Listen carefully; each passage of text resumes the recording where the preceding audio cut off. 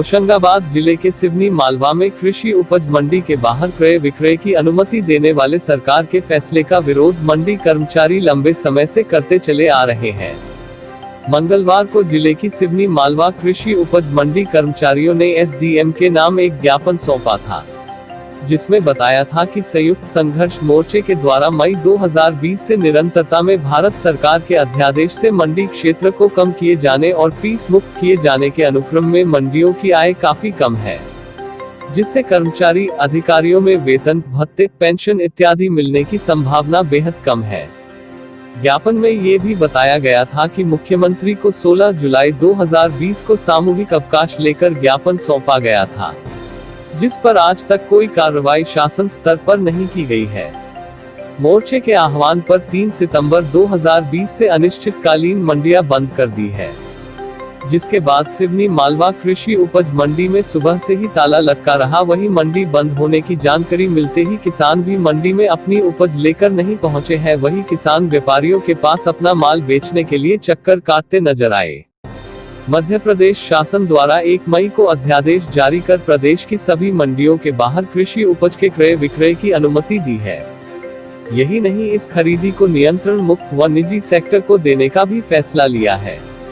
इस फैसले के बाद निजी सेक्टर किसानों से सीधे खरीदी कर सकेंगे। इससे किसानों को उचित मूल्य के साथ भुगतान का भी जोखिम रहेगा, जबकि वर्तमान में निगरानी मंडी समिति करती है। डाक में अधिक व्यापारियों के शामिल होने से किसान को उच्चतम मूल्य मिलता है। मंडी संयुक्त मोर्चा मंडी बोर्ड अध्यक्ष अंतराम दामले ने बताया कि इस अध्यादेश से मंडियों की आय कम होगी, साथ ही मंडी कर्मचारियों के वेतन, पेंशन सहित अन्य भत्तों पर भी असर पड़ेगा। मंडियों में कार्यरत हम्मालों, तुलावटियों का रोजगार भी छिनेगा। एक बहुत बड़ा वर्ग रोजगार के लिए संघर्ष करेगा। भारत सरकार द्वारा कृषि को लेकर 3 अध्यादेश लाए जा रहे हैं। इस अध्यादेश के तहत आज कृषि उपज मंडियों को विरोध स्वरूप बंद किया गया है। मेरा मानना यह है, भारतीय किसान संघ का मानना यह है कि व्यापार प्रभावित ना हो, किसानों की परेशानी ना हो, इसके लिए मंडी सुचारू रूप से चालू रहनी चाहिए। और साथ ही कृषि उपज मंडियों को अध्यादेश में कोई ऐसा बंद करने का कोई प्रावधान नहीं है, तो उसका विरोध क्यों? मंडियां तो चलनी चाहिए ना। साथ ही आज की स्थिति में हम न्यूनतम समर्थन मूल्य की बात करते हैं, तो भारत सरकार जो न्यूनतम समर्थन मूल्य घोषित करती है, उस न्यूनतम समर्थन मूल्य पे मंडी में कहाँ आज व्यवसाय हो रहा है? उससे नीचे व्यवसाय हो रहा है। किसानों को तो आज भी नुकसान हो रहा है। सरकार अपना लक्ष्य बना के चल रही 2022 तक किसानों खेती को लाभकारी का धंधा बनाया जाए, किसानों की आय दुगनी की जाए, इसलिए उसका ये प्रयास है।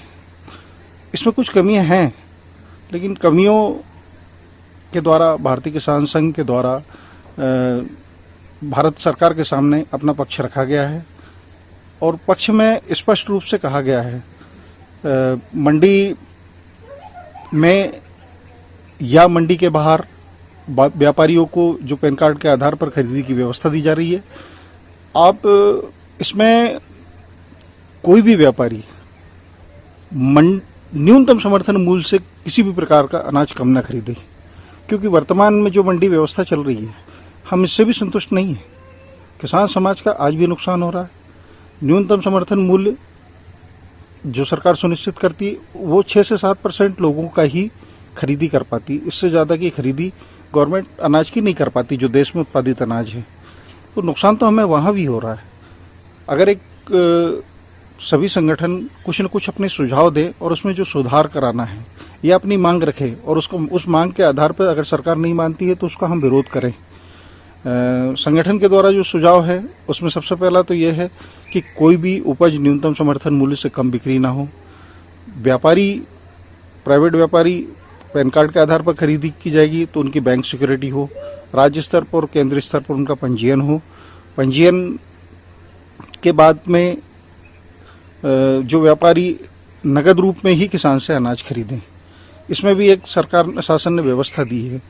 व्यवस्था यह है कि ऐसी परिस्थितियां बनती कि कोई व्यापारी किसान का पैसा लेके भाग जाता है, तो संगठन द्वारा ये मांग की गई कि कृषि न्यायालय की व्यवस्था हो, कृषि न्यायालय में 7 दिन में निराकरण की व्यवस्था हो। एसडीएम स्तर के लोगों को और कलेक्टर महोदय तक इसमें सुनवाई का अवसर दिया है। ये कहीं न कहीं प्रशासन शासन के अधीन काम करते हैं, तो ये व्यवस्था से हम संतुष्ट नहीं थे, तो सरकार को हमने अपने तरफ से ये लिखित में दिया है। और दूसरा ये है कि कुछ आलू प्याज वगैरह जो सब्जियां हैं या इनका व्यापार जो है आज की स्थिति में काफ़ी मात्रा में खराब होती है, तो ये खराब ना हो।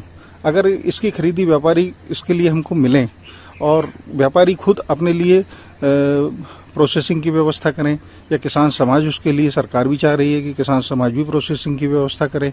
और दूसरा आपका कोल्ड स्टोरेज की व्यवस्थाएं बढ़े, निजी हाथों में कोल्ड स्टोरेज की व्यवस्था हो कि किसान अपना माल वहां सुरक्षित रखवा सकता है।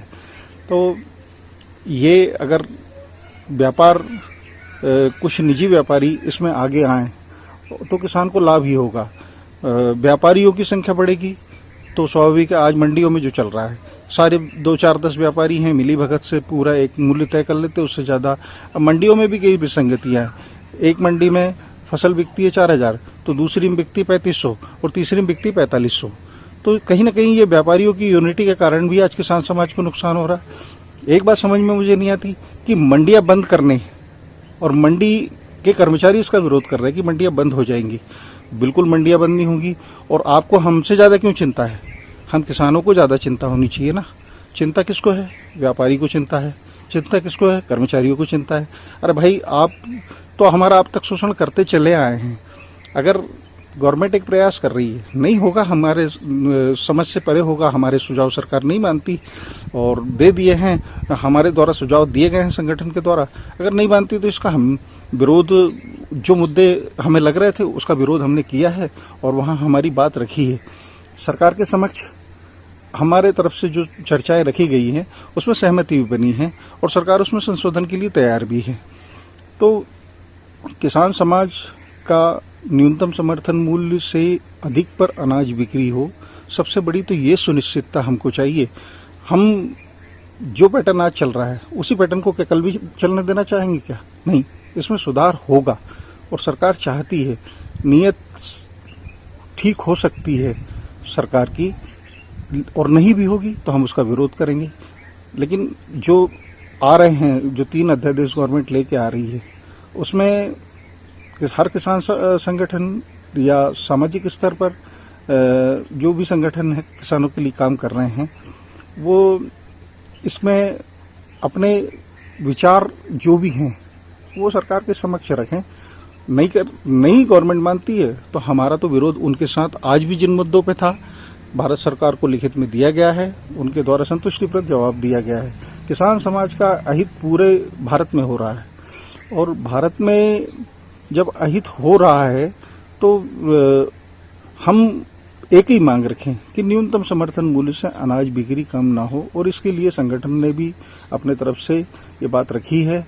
किसान समाज, एक सरकार प्रयास कर रही है, सरकार की योजनाएं दूरगामी होती हैं, हम लोग उसको उतना समझ नहीं पाते, लेकिन जहां तक बहुत सारी ऐसी व्यवस्थाएं हैं जैसे कहीं बांध के निर्माण होते हैं या किसान हित में कोई काम होते हैं और तो समाज को फायदा इसका 10 आने वाले सालों में नजर आता है। तत्काल हमको लगता है कि हमारी यहाँ से जमीन जा रही है, हमारा नुकसान होगा।